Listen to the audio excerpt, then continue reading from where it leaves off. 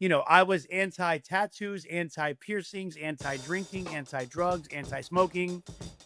Look at me now. Yeah. Um, I went to 4 or 5 meetings a week, and then that dwindled down to 1 meeting a week, to then no meetings a week. And it was inevitable that I was going to relapse. I picked up a drink. I was in Belgium. I was on the road, and I thought I was grabbing a bottle of Diet Coke out of my minibar in the hotel room, and I grabbed the Heineken, and I said, you know what? Screw it. I can have a couple sips, and I did. I hated it, and I didn't touch alcohol for 3 months after that.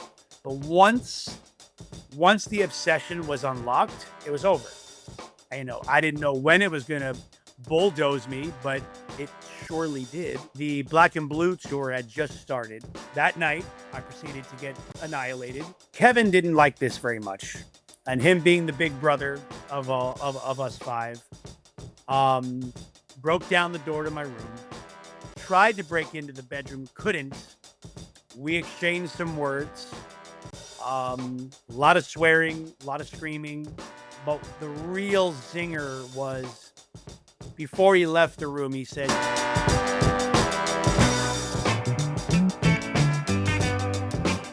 Our unofficial tagline here is freedom from. So there's fresh I love fuckery it. that we all face every day. And then there's foundational, the deep, dark foundation of that has with us our whole lives. So what is your deepest foundational? I suffer from what I like to call piece of shitism. I'm Yeah, 47 years I have it. old. Took me 40 years to figure it out that I'm not a piece of shit. Where did it come from? It's twofold. One, abandonment issues with my parents, with my father leaving and kind of being put into that role of, you know, taking care of my family. Even though nobody ever put that on me, I took that on my own accord because I wanted to be the man of the house. I wanted to take care of my grandparents and my mom, and living in a little 3-bedroom apartment in Kissimmee, Florida. And, I wanted to be the man, number one. Number two, being in this business for now 41 years total that I've been in the entertainment field, um, losing sight of who I am and thinking that I have to be on 24/7 Oh, in it's order for you to exhausting. like me. In order for you to like me, in order for me to get that external validation, that acceptance from people, like I'm a beyond people pleaser, or was a beyond people pleaser. I'm in the growths of getting away from that, where I'm of the mind now, if you don't like me, tough, that's your bad. I'm a great person.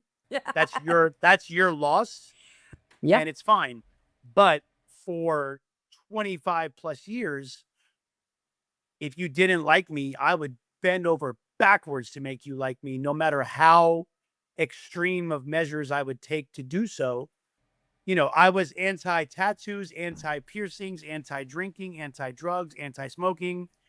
And look at me now. Yeah. I finally have boundaries. That's something I never had in my entire life. Where And do you get those? What aisle are boundaries in? um, you know, so about 2 years ago, I was it 2 years? God, it's been 2 years now. Uh, we finished up our DNA World Tour. We were in South Africa. We finished in May of 2023. And when I got home, I decided to go on a little road trip to Scottsdale, Arizona, and I admitted myself into a outpatient program at an incredible facility called the Meadows. I mean, I was already sober, but I went there to really do a deeper dive into figuring out what, because the drinking and the drugs was all symptomatic. That wasn't at the root of the issue, really. That was just a glorified band-aid. And while I was there, I was introduced to this amazing woman. I've yet to meet her in person, and I'm dying to meet her, named Brene Brown. I've heard of her. She is like a motivational speaker, TED Talks kind of person. And she has this mantra called braving, which I have tattooed on my arm now, right here, which stands for boundaries, reliability, accountability, vault, integrity, non-judgment, and gratitude. What was the And V? the V is vault. Vault. So what we hold inside sacred, like, Mm. doing my 4 step and owning that and holding on to that and using that as kind of a catalyst to really keep me sober.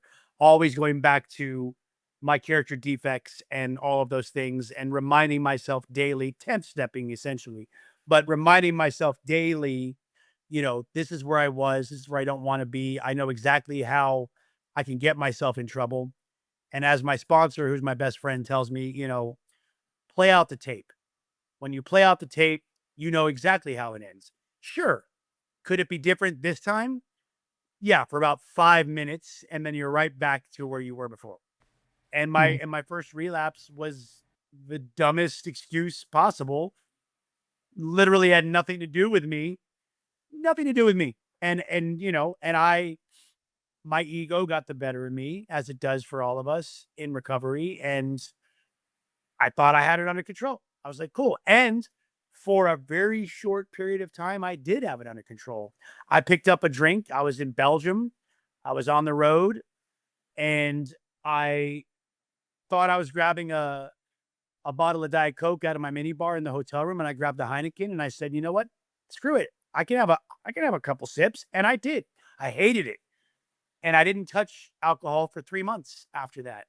But once the obsession was unlocked, it was over. I didn't know when it was gonna bulldoze me, but it surely did. But you showed up Um, for it. oh yeah. I mean, I was Yeah. there clear and present danger all the way through.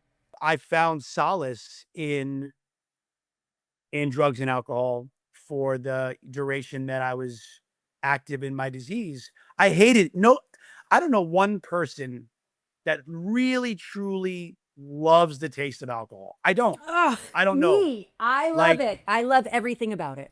I never liked the taste, but it was the safety that I felt, and it was the extra boost of confidence that I got. Even though I was great with people, I was great in social environments.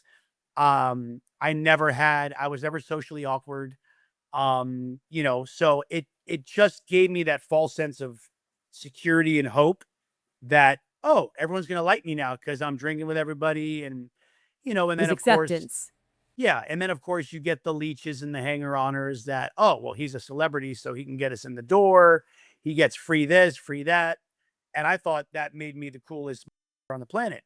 And, as soon as I got sober the first time in 2001, 95% of those people dipped on me. And the ones that were left were the ones that are still in my life because they're the ones that were genuine human beings and good people that actually wanted me to win and truly supported me, you know.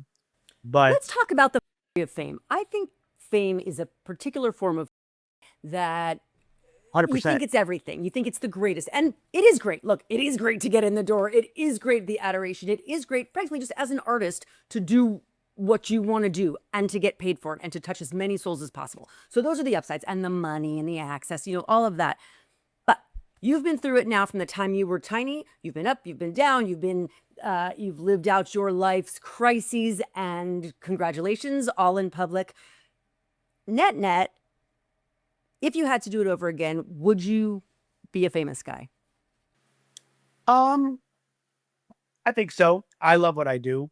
I'm very passionate about it. Nobody pushed me into this life choice or this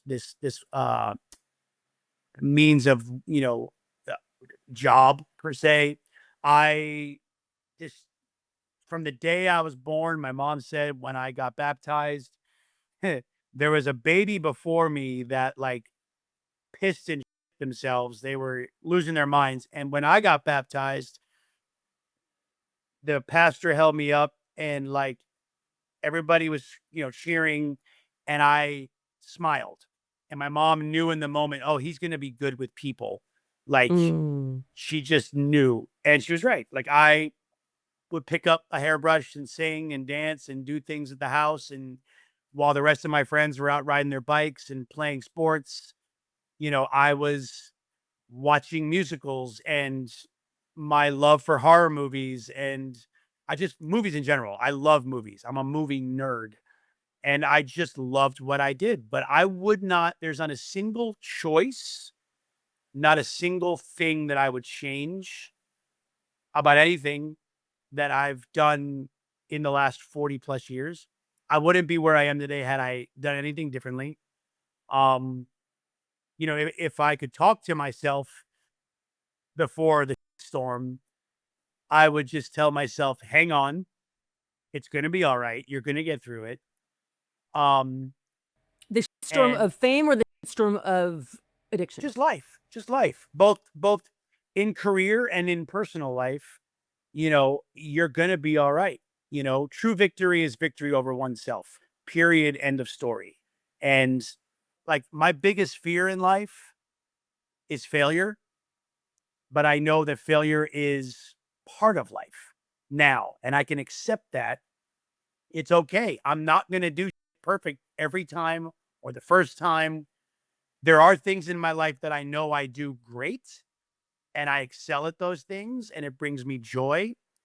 Um, Probably the biggest joy that I wake up with and go to bed with every night that I know I do great is be a father.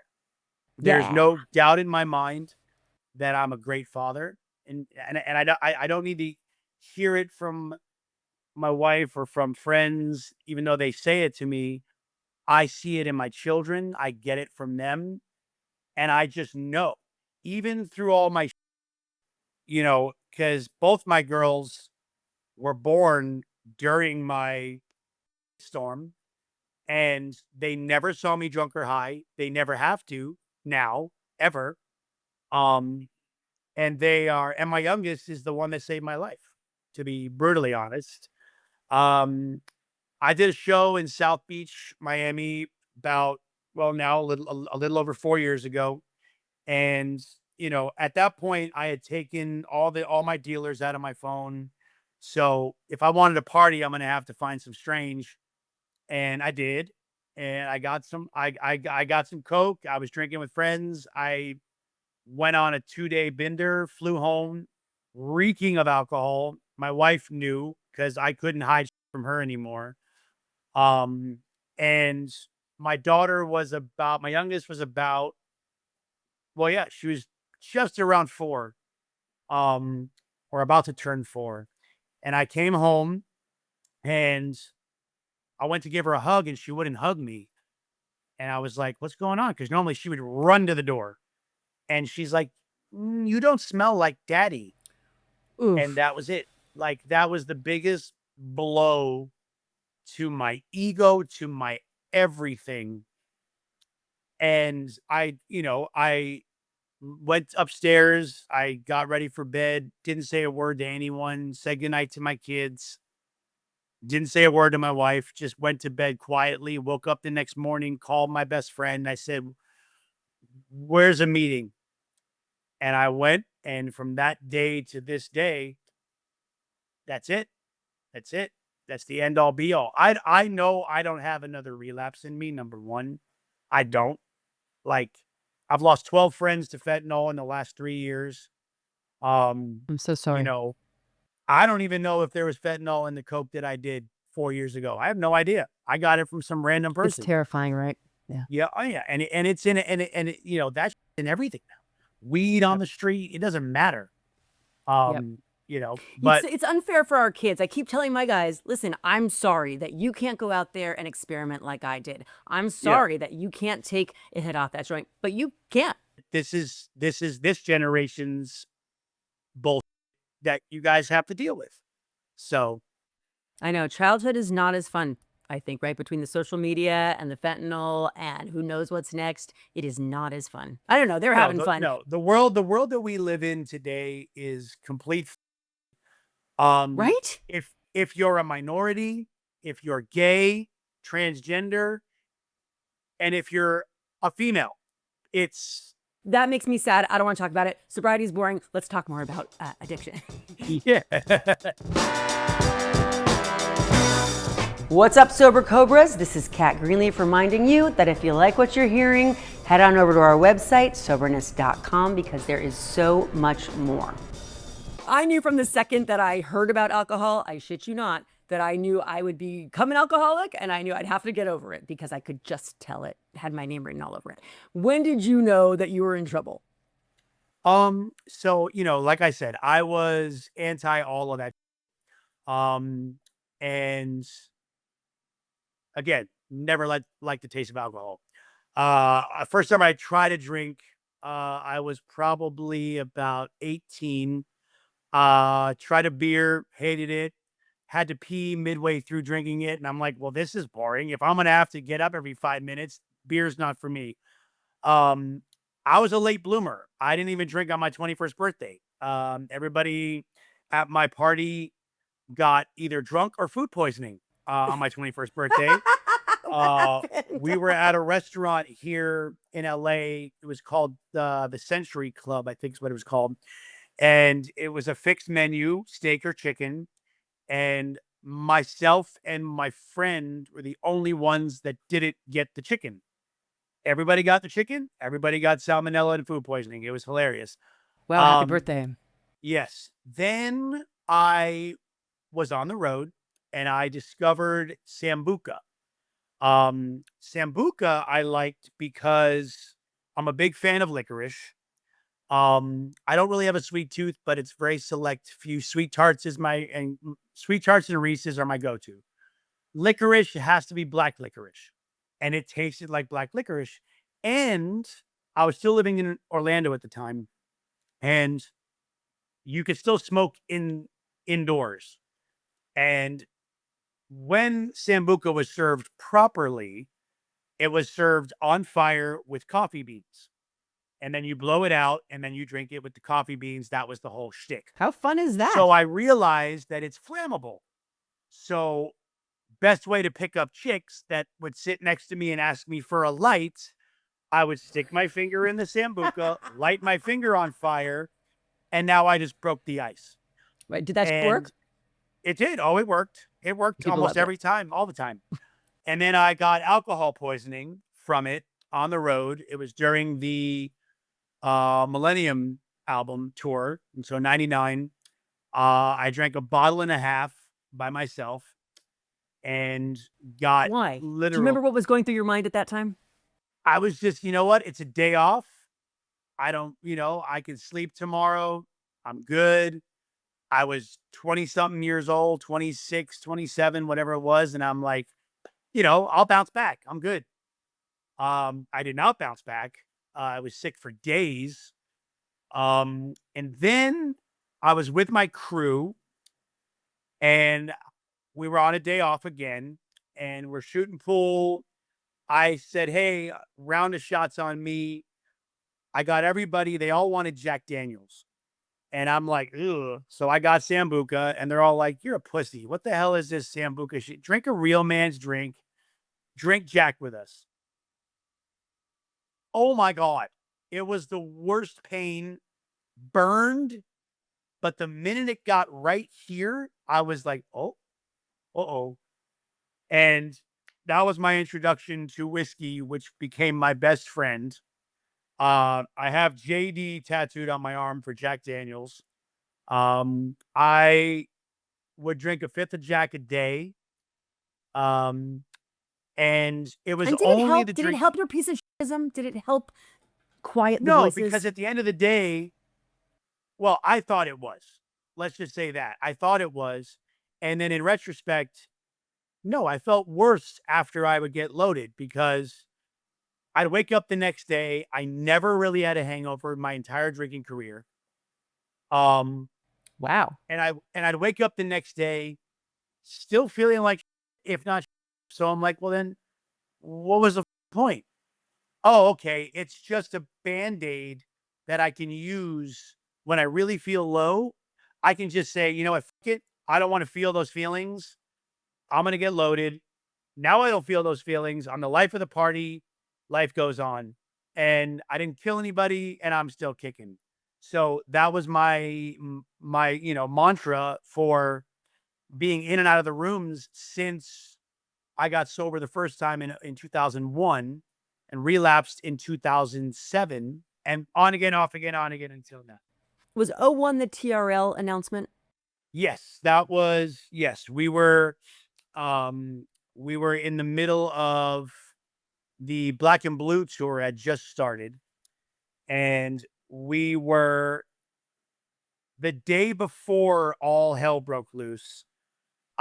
We were in somewhere on the East Coast. We are driving into Boston, and we had a day off in Boston before the show in Boston, and we got asked to throw the first pitch out. It was the first MLB game of the season. It was Boston Red Sox against whoever, and we were in our dressing room the night before. Our management asked if we would do it, and we all said sure.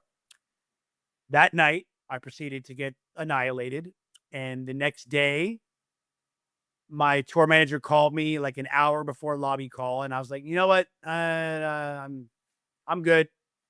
And he's like, well, you boys also got asked to sing the national anthem. You're gonna have to take this up with your bandmates. I'm like, no, it's fine. They can do it without me. It's fine. Uh, the way my hotel room was set up, there was the main room door, and then the bedroom, for whatever reason, had its own door with a deadbolt. So Kevin didn't like this very much, and him being the big brother of all of us five, um, broke down the door to my room, tried to break into the bedroom, couldn't. We exchanged some words, a lot of swearing, a lot of screaming, but the real zinger was before he left the room, he said, "You are dead to me. I will never trust you again." Mm. And I was like, this, I quit. I'm out. And the boys had taken it upon themselves to hire a therapist on the road with me to, for me to utilize. Never talked to her, not once. She would, and she wasn't pushy. I'd see her in catering. She'd be like, hey, little tap on the shoulder. Do you want to talk? I'm like, no, I'm good. Okay. Well, I'm here. This is my room number. Let me know. Never ever utilized it. Um, so I called her immediately and I was like, this shit, I'm out. This is bullshit. No one tells me how to live my life. If I don't want to do something, da, da, da, da, da. So I said, I want to go home. So I call her, I call my security and my tour manager, and they're all like, look, you're jumping the gun. You're not going to quit. We all know you're not going to quit, but we think this is what you should do. We think you should consider going into treatment. And I was like, all right, you know what? Okay, I'll go. Can I go home first? I want to see my mom. And my therapist was like, look, it's up to you. You can do that, but chances are, as most parents, your mom's going to try to baby you and think she can help, and then you're never going to go. So my suggestion is you do what we like to say, door to door, and you just go straight from here. We've already got you a bed at Sierra Tucson in Tucson, Arizona. So I went to one of the boys' room. We sat down. We had a conversation as to what's the excuse why we are stopping the tour. Coincidentally, Nick had broken his hand backstage playing basketball. We had a full basketball rim that we traveled with. And I don't know if you watch basketball or sports, but at the bottom of every NBA basketball rim, there's padding in case the players, run into it. Nick got mad. He lost playing to Brian, punched through that, and he hit the metal and broke his hand. Quite a few routines we needed to use our hands for certain things. So we used that, but that was the idea, was we're taking the tour down because Nick is injured and we can't do the show. I didn't feel right about it. The boys obviously decided to go the other way and go fully truthful and honest. They flew from Boston to New York to do TRL, make the announcement of, we're taking the tour down for now. AJ needs help. We want to support him.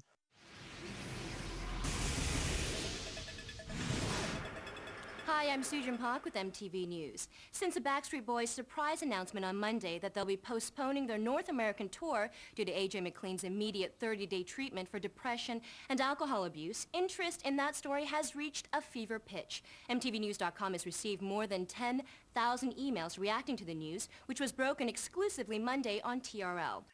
I've never watched that video to this day. Personal choice. Don't really need to. I was living it. And I was on the first flight out to Arizona to my first stint in rehab. And Did you know that they were going to do that? I had heard before I boarded the plane that they were going to New York to MTV. I didn't know exactly what they were going to do or say.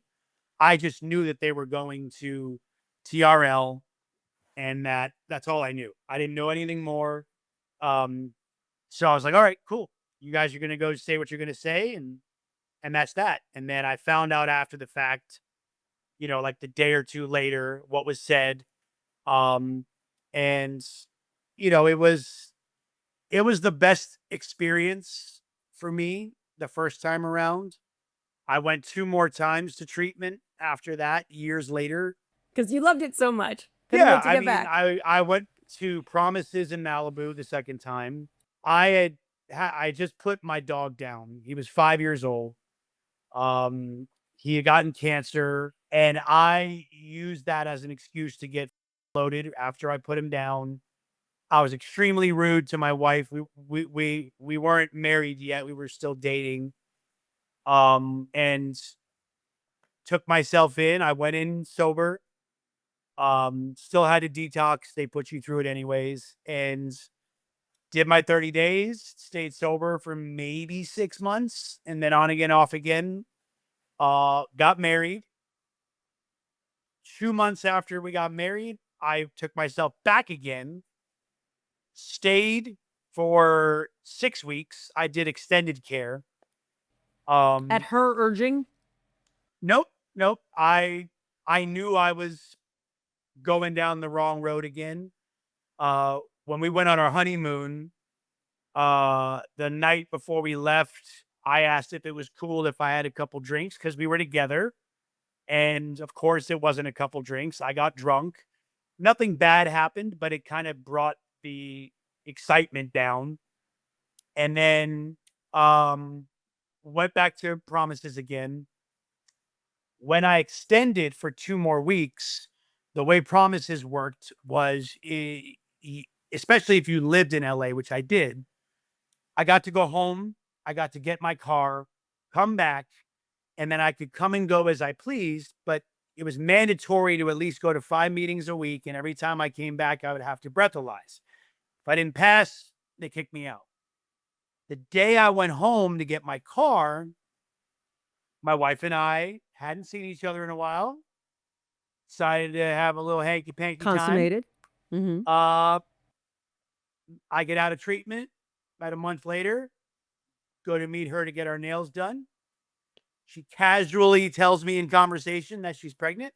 And I was like, okay, not supposed to do this life-changing thing 2 months in, but, and so we talked to our couples therapist, and he said, look, you're still in the green if you decide to opt for termination. Why don't you guys not speak about it for 2 weeks?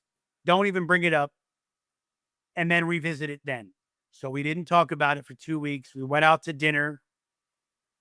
Dinner was the most uncomfortable dinner in the Yeah. world. And finally, we're like about to order dessert. And I was like, okay, the elephant in the room. Where's your head? What do you want to do? She goes, I think I want to have this baby. I'm like, oh, thank God. So do I. So do Oh, I. good. And Good. we made the choice. And the day I found out it was a girl, I didn't speak for 8 hours. I was happy and mortified at the same time because I was like, "You're doing this on purpose, aren't you? You're totally doing this on purpose because it's me, and of course I get a girl." What's wrong with having a girl? Oh no, I wouldn't change it for the world. they're my biggest keep you in check people. If I'm on the road and I FaceTime them and I'm drinking anything in a bottle, Dad, is that alcohol? Baby, let me just tell you two things. Number one, no. And number two, if it was, Daddy would not be on FaceTime with you right now. I would call you. Right. Yeah, I would not be voluntarily, unless I was already drunk, Daddy would Yeah. not be on FaceTime with you. So, I think one of the most valuable things we can do is be sober parents, right? So that our kids don't have to feel scared of who's going to walk through the door. You know, what version of us. But the one thing that I can never get over is you and I, and almost all the parents out there, we love our children more than anything. oh, yes. Except for drinking while we're in our addiction. Right. You know, my kids are adopted. I prayed for them my entire life since I was a tiny one. I knew I wanted to adopt kids. I saw them in my heart. I saw them in my head. I wanted them. The dream came true twice. And still, I didn't stop drinking until my littlest was, you know, I guess coming up on a year because I didn't want him to see me drunk. But that made me hate myself in a whole new special way. Oh, same. You love I mean, your 100%. kids, you love your right? Yeah, and What is you that? know, my wife and I had an agreement, which was, hey, I can't control what you're gonna do. She would tell me, she's like, look, but if you know you're gonna drink, I don't want you coming home that night. I don't want you coming home. I don't want you saying goodnight to our daughter. I don't want you being around her. None of it. So 9 times out of 10, I would not drink at home. But the minute I knew I was traveling anywhere for work, promotion, whatever it was, the relapse started before I stepped foot on that plane. I already had my whole mapped out. I knew exactly who I was going to call, what I was going to ask for, where I was going to get it. And for years, I had everybody fooled. My bandmates, my wife, I had fooled because I could talk just like I'm talking now, up, and you'd never know. It wasn't until I switched from whiskey to vodka, and when I switched to vodka, didn't know until years later that I'm allergic to potatoes. Oh Uh, no. so What? my face would get all splotchy, and my wife started to put two and two together. So I'd be on FaceTime lying to her face, but she could see it physically on my face. This lying. And she's like, look, I never really, yes, I cared, but I didn't care that you relapsed. I know it's part of the deal for some people. I get it. Some people never relapse. But for you, that was your journey. But what I hated was the lies and the manipulation. And all you have to do is say, you know what? Yeah, I'm either drunk or I drank, and then I can take the time and process it, and we move on. But your deceit was what drove us apart to where we are now separated, but actually in the best place we've ever been, working on the relationship again. I see a future. She sees a future. We needed this break. We needed to grow separately, to grow together. When you say you see a future, you mean with her, like as your wife again? Absolutely. Absolutely.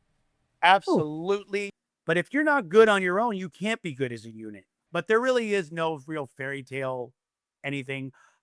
Any good relationship, and I've learned actually from my bandmate, you know, growing up in a kind of broken home-ish type situation with no father figure, I always thought it was 50-50 in any good relationship, and it's not. It's 100% and 100%. ooh, I There's love no in this. between. There's no in Yes. between. You both have to give 100%. Yep. You have to. Yep. Or yes. Or any Yeah. percent. If you're both giving 70, you both have. If one gives 70, the other Yeah. one has to give 70. You If can't there's be an like imbalance, this. it It's doesn't work. gotta Right. be, Agreed. yeah. So how did this play out in your band? Because honestly, being in a band all these years, it's like being married, right? You've got Oh, all these this was husbands. my first marriage for sure. For some of us, this was our first marriage. Was Brian the first to get married? Yes, he was. Brian was the first to get married, and then Kevin, and then Howie, and then myself, and then Nick. And But first you no, were this married was to each other. 100%. And this was, And I'm an only child. So all my boys all have siblings. Nick, sadly, is only down to one now out of a family of five, all from addiction. Um, and how he managed to stay grounded. And he had his battles too, publicly with weight and drugs and drinking, and he came out the other end. For all of you guys, do you think the fame led to the addictions? Um, yes and no, because if anything, fame adds to a already existing problem, in my opinion. It's a magnifier. I was already an addict before, without knowing it. I was already an addict, just hadn't woken the demons yet. But I was already an addict, destined for addiction, I believe, from a very early age. Being in the limelight, it just makes fueling that fire so much more accessible because you are surrounded with yes people. Everything is given to you. There is no boundaries. There is no one says no, and like I surround myself now with middle ground people that are not afraid to tell me no. And I want that. I want you to tell me, no, dude, that's a stupid idea. Or no, that will put you in harm's way. You know what? You're right. I didn't even think about it that way. Thank you. Where before, yes, whatever you want. Yes, yes, yes. We'll do all these things. We got you. Yes, yes, yes. And that's a bunch of bullshit. But it was amazing that you stayed together. How do you reckon you guys all stayed together and that the various addictions didn't bring down the band or your relationships? I think they tried to help in this is killing me, by the way. I have to get rid of this. Me too. Thank you. I was like, what is that mop doing there? I didn't even realize what it was till right now. No, so like they tried to work with me. Like when I was out, they would say, hey, instead of you going out with fans or going out and getting loaded, why don't we all hang together? Let's all drink together. It's safe. You're with your boys. We can go out. We can sit in the bar at the hotel or dinner, whatever. So I started leaning into that. And then obviously I'm going to drink not like them. I'm going to get loaded. And then it would get back to my wife. So like, they're maybe telling their wives and then their wives tell my wife. And so then I started losing trust in them, even though all the while they still had the best intentions. They were speaking this to their wives because they were worried about me. I know that now. But in the thick of it, I was like, you are traitors. You're lying to my face. You're baiting me to control me. So of course I went back the other way and I started hiding it again and doing it on my own, which is pathetic, but I did. And now because we've been together since we were kids, basically, they see me in a completely different light. And they know I'm reliable. They know what I say goes. When I say something, I'm gonna do it. Because even at my worst, I was still the first one downstairs at lobby call. I was never late. I still did my job. One time did they have to actually break into my house to wake me up because I was late for rehearsal because I had gone on a bender. And instead of being appreciative, I threatened to call the cops on them for breaking into my house. As we do. But so what's at the core? So with all that drama, what's at the core? What kept you guys together? Is it love for each other? Is The it love for each other, communication. We know each other better than we know our wives, our children, our own parents. We have do your wives get jealous of your relationship with each other? No, I don't think so. I've never seen that, honestly. I mean, we hang probably more now than we ever have in our career. There's a weird a weird shift. I don't know if it's just because we're all parents and married and all these things. I don't know if that plays into it. I'm sure it does. but there's a different respect level now and appreciation for each other than there's ever been. And like this last tour, like every day off, almost every day off, we're either golfing together, dinner together. Like we never used to do that for like 10 years. It was like the minute the show is over, we go do our own thing. Nobody talked during time off. Did you compete within the band? There's going to be ego no matter what. Somebody wants a lead vocal on this song, whatever. That's natural. Because we're all alphas. We all want, but at the end of the day, we all truly inside, we know one win, we all win. So we all want to win together. And you've won, by the way. You're still standing. The other boy Yeah. bands aren't Yeah, standing anymore. Yeah, because I believe have something they don't, which I truly believe is that level of communication and understanding and knowing that we check our egos at the door every time we do something together. We support each other, not only in a group sense, but individually. Me going on doing my first solo thing, really, truly nothing but support from the boys. I'm doing a full album, nothing but support. I played them the music or some of it, and they're like, dude, this is incredible. Like, that's awesome. As opposed to them being jealous or, you know, wanting the music for themselves. Like, we all support each other. Do you feel kind of naked going out there with this record without them? No, actually, I don't. I actually feel right at home. I feel comfortable. Um, you know, when you're on stage for a brief second, you kind of look, where's everybody? Right. Okay, I'm good. I'm fine. I'm fine. I got this. I got this. It is different for sure. The workload's a little different, especially when it comes to promo and interviews and all these things. You're doing it all on your own. But the freedom that I have to really be candid and to be vulnerable and to be authentic, I think I have more freedom in doing that alone than I do with the boys. Have you felt silenced all these years? No, not silenced. I chose to silence myself because of my insecurities and because I didn't think I had a voice to say anything. Or if somebody asked us a question, all five of us don't have to answer the same question, but we would do it every time. And, back when interviews weren't digital and everything was on VHS, we would have to go through two tapes because everybody has to answer the same question. So they'd be like, stop, we got to change tape.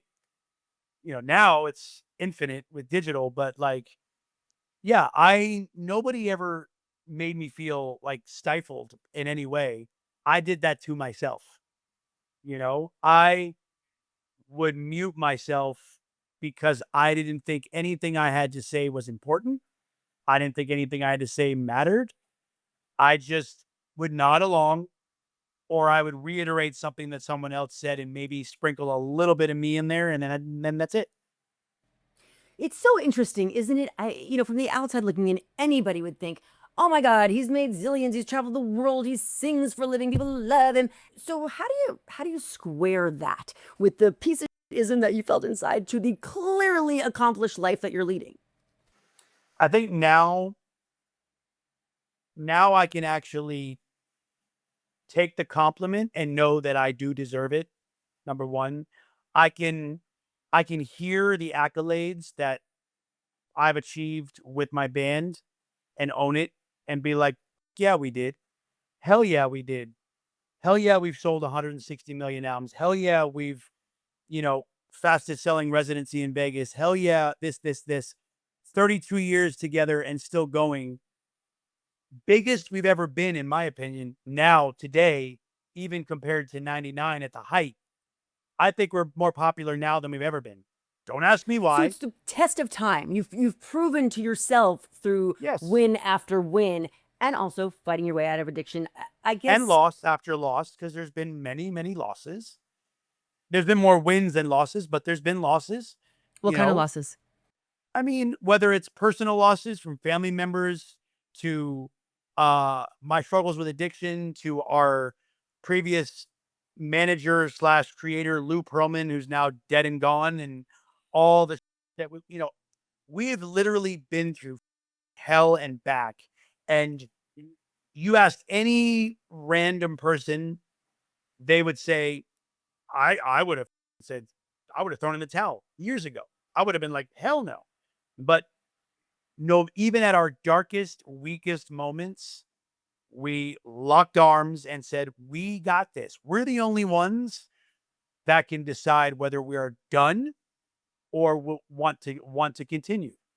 And I think the darkest period of our life in our career was the Black and Blue album. That's why we named it Black and Blue. We felt beat up by the label, by management, by the industry. We just felt like, what more do we need to do to prove ourselves? Like, we still felt like we had more to prove. We didn't, but we felt that.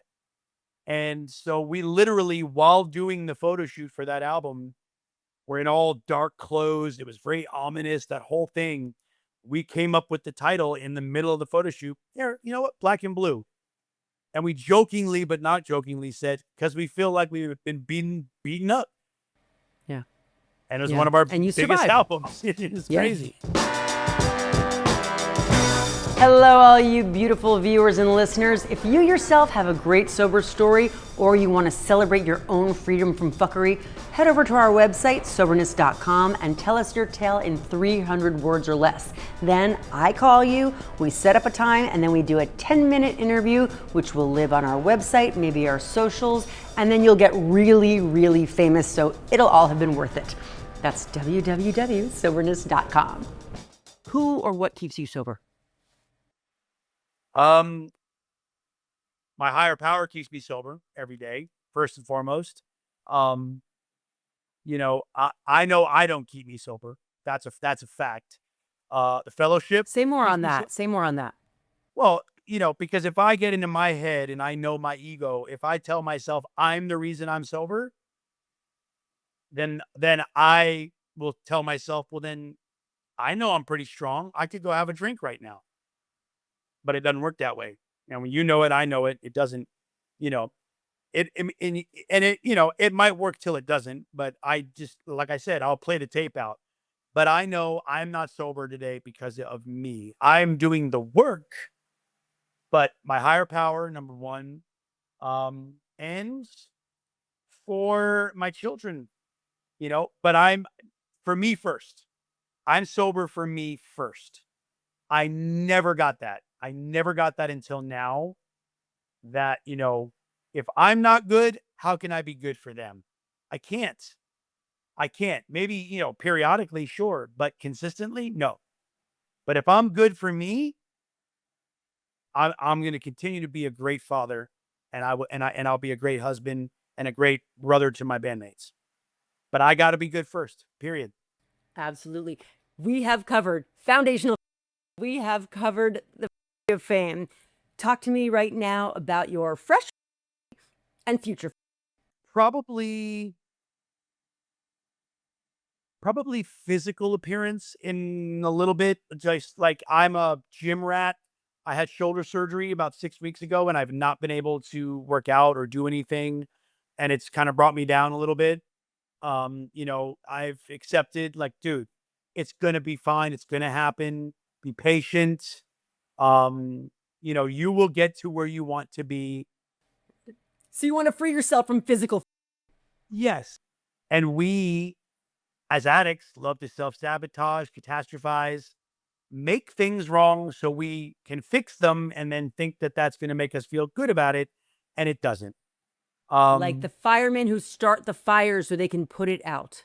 Yep, exactly. And that was me my entire life, whether it was with relationships or my bandmates or myself.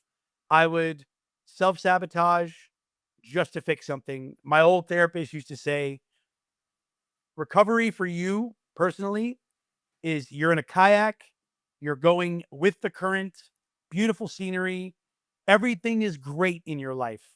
And what do?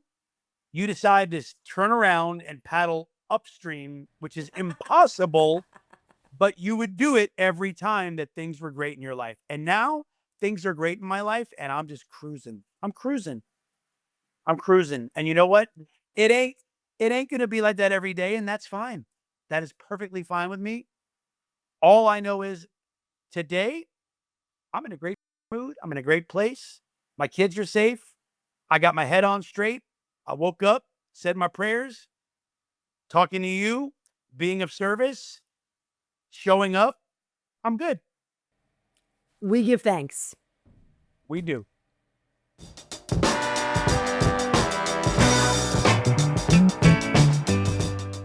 Hey, real quick, if our episodes, The Sober Life or Freedom from connects with you, share it with anyone that you think would also benefit. As a self-funded podcast, it would mean the world for you to rate and subscribe or follow our podcast whenever you can. This helps our team find new amazing guests and continue improving our episodes for you. Thank you so much.